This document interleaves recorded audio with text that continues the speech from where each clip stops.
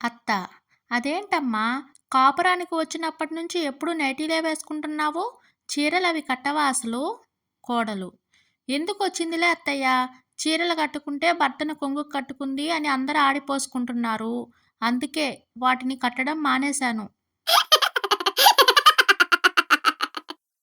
ఏటీఎంలో చోరీకి వెళ్ళాడు రమేష్. మిషన్ పగలగొట్టేందుకు సిద్ధమవుతుండగా అక్కడ గోడపై ఇలా రాసి ఉంది: దయచేసి ఈ మిషన్ పగలగొట్టడం, కట్ చేయడం, పేల్చడం చేయవద్దు. ఇక్కడున్న హ్యాండిల్ తిప్పండి చాలు అని రాసి ఉంది. అది చదివి అలాగే చేశాడు రమేష్. వెంటనే ఒక బండ నెత్తి మీద పడింది. అలారం ఆన్ అయింది. పోలీసులొచ్చి తీసుకెళ్లారు.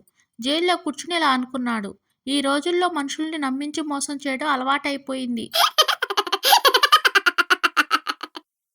భర్త: ఏమోయ్, నీ దగ్గర చిల్లర ఏమైనా ఉందా? భార్య: అయ్యో, ఎంతో లేదండి, 10 రూపాయలే ఉన్నాయి. భర్త: సర్లే ఇలా ఇవ్వు, టీ తాగుతాను. భార్య: మీ దగ్గర టీ తాగడానికి కూడా చిల్లర లేదా? భర్త: లేదు, ఇదిగో ఈ 500 నోటు మాత్రమే ఉంది. భార్య: సర్లే ఈ చిల్లర తీసుకొని ఆ నోటు ఇలా ఇవ్వండి, చీర కొనుక్కుంటాను. వాణి: కాంతమ్మ, నీకు జిమ్ అంటే ఏంటో తెలుసా? కాంతమ్మ: తెలుసమ్మగారు. వాణి: అవునా, జిమ్ గురించి నీకేం తెలుసు? కాంతమ్మ: ఏముందమ్మా, నేను మీ ఇంట్లో చెమట పట్టేలా కష్టపడి పనిచేస్తే మీరు డబ్బులు ఇస్తారు.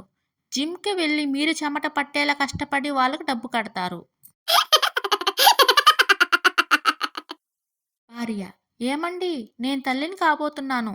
భర్త: సూపర్, ఈ విషయం అందరికీ చెప్పి పార్టీ ఇవ్వాలి.